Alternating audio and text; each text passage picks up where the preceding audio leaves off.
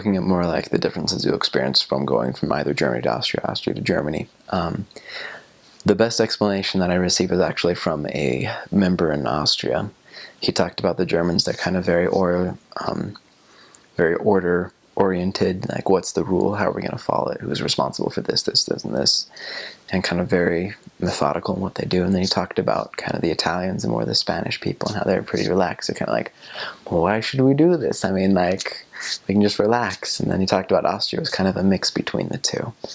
And I noticed that a lot, especially having first served in Austria and then going into Germany. The Austrians were a little bit more laid back than the Germans in their opinions.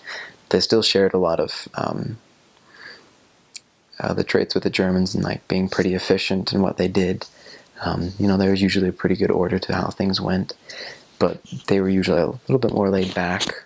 I came to love both of them, of course. I mean, I can't. I love Germans, I love Austrians. Like, coming back to America after serving my mission is just like, Americans are so weird. I've grown very used to just how the Germans did things. Like I said earlier, they're pretty private people, especially the Germans. It's in a work environment, it's kind of taboo to talk about personal subjects. There's definitely a difference between the older generation and the younger generation. The younger generation, they're a little bit more involved in kind of the world culture that has been developing over the last couple centuries, and not centuries, decades. There's kind of a specific order that things go in with Germans. They're not, you need to get to know them before they'll really open up to you.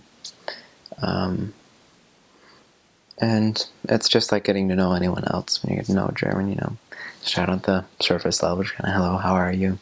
Kind of develop a relationship and things will open up. One thing that's very important to Germans is, your use of time. You should be on time. You should do what you say you're going to do.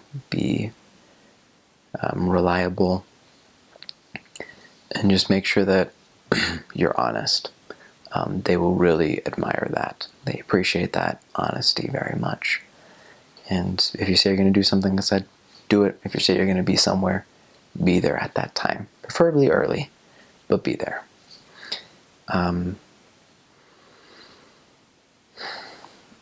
With the language, to Americans, Germans typically sound pretty hard just because of their intonational patterns. We like to kind of raise and do all sorts of stuff with our intonation, whereas Germans is very flat. They just don't, they seem to be void of emotion. That's a cultural thing. It's not true. Germans are awesome. With the language, they make up for expressing what we express through our tone of voice, through adding words and stuff like that. And so initially it may sound really harsh, but as you get to know the Germans, they're really a kind and a loving people who care for people. They're private, and so it doesn't really appear that they care for people, but if you're their friend, you're their friend for life. And they're going to do whatever they can for you.